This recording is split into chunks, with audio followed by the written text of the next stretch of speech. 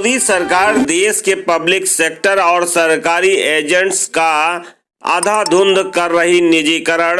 राहुल गांधी ने कहा कि संसद में PSUs से जुड़े कुछ लोगों से वो मिले और बातचीत में उनका एक उदाहरण सामने आया। देखिए कैसे सरकार प्रॉफिट में चल रहे PSU को जबरदस्ती बेचने पर तुली हुई है।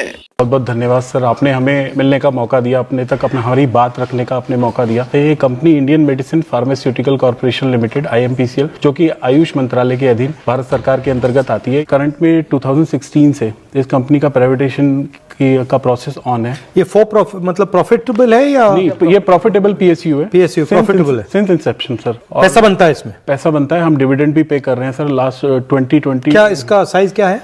ये अभी सर जो हमारा टर्नओवर है अराउंड 250 हमारा टर्नओवर है 250 CR का, और कंपनी लगातार प्रॉफिट में है सर। हमारे कितने लोग काम करते हैं इसमें? हमारी कंपनी में लगभग 100 से ज़्यादा डायरेक्ट एम्प्लॉयज़ हैं, हमारे एम्प्लॉय काम करते हैं, 350 लेबर है और लगभग 5000 लोग किसान हमसे जुड़े हुए हैं। हमारे ऊपर जिनकी रोजी रोटी चलती है वो हमें गौमूत्र, कंडा, बहुत तरीके की जड़ी बूटियाँ जो वो कलेक्शन करते हैं फॉरेस्ट से वो देते हैं, और उसके बाद हम उन्हें आगे प्रोसेस करके मेडिसिन बनाते हैं। अभी मिनिस्ट्री ऑफ आयुष की एक लौती कंपनी है जो प्रॉफिटेबल है, PSU है, और आज ये कंपनी का डिसइन्वेस्टमेंट हो रहा है, सेकंड स्टेज बिडिंग में आ गई है।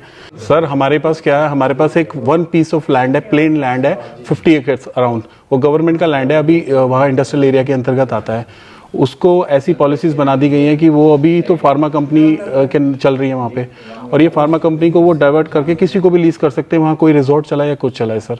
क्या चाहते हैं हम, क्या करें, पार्लियामेंट में रेज करें? सर आप अपनी जो आपकी एक वॉइस है sir, loud and clear voice में जो अपनी बात रखते हैं सर, वैसे सिर्फ हमारी इस बात को एक बार प्रधानमंत्री जी को बोलिए। हम तो उनको लेटर लिखते लिखते थक गए, शायद आपकी बात सुनेंगे और एक बार इसको रिकंसिडरेशन में डालेंगे। आप कह रहे थे कि किसी की आंख जमीन पे है तो प्राइवेट या बंद करना चाह रहे हैं और फिर उस जमीन को बेचना चाह रहे हैं, कुछ आइडिया है आपको कि उनका योजना क्या है? वेरी फर्स्ट टाइम जब इसका कंपनी का ये डिसाइड हुआ 2017 में कि इस कंपनी को प्राइवेटाइजेशन किया जाएगा, उसके बाद 2019 में पहली बार इसका बिड पब्लिश हुआ, EOI पब्लिश हुआ। तो EOI पब्लिश होने के बाद उसमें कुछ बिडर्स थे तो वो बैकआउट कर गए, कुछ वहाँ पर इश्यूज थे वाटर के एंड ऑल, तो वो बैकआउट कर गए। उसके बाद अक्टूबर 2023 में दोबारा से इसको जो और एसेट्स लैंड है और फैक्ट्री है, लैंड है पर वो लीज पे है सर, लैंड इंडस्ट्रियल एरिया का लैंड है, वो हमारे पास लीज पर है। बाकी एसेट 100 ईयर लीज।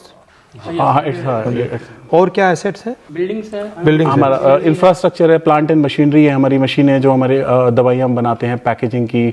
IMPCL ये कंपनी ही सिर्फ इसलिए जानी जाती है कि ये अपनी क्वालिटी से आज तक इसने जीता है, और पैरेलली कभी लॉस में भी नहीं गई है सर, प्रॉफिट मेकिंग है। सारे एम्प्लॉयज़ की सैलरी कंपनी खुद अर्न करती है और खुद अपनी सैलरी हम डिस्ट्रीब्यूट करते हैं। हम कभी गवर्नमेंट से कोई फंड नहीं लेते, जो गवर्नमेंट ने देना वो उनकी मर्जी है, वो कुछ इन्वेस्ट करना चाहे करें। बेसिकली पब्लिक सेक्टर को दे रहे हैं, मतलब बांट रहे हैं। हिंदुस्तान के जो एसेट्स हैं उनको बांटा जा रहा है। आप अगर एक बार गो थ्रू, ठीक है, विल लुक इनटू इट। हाँ, थैंक यू वेरी मच।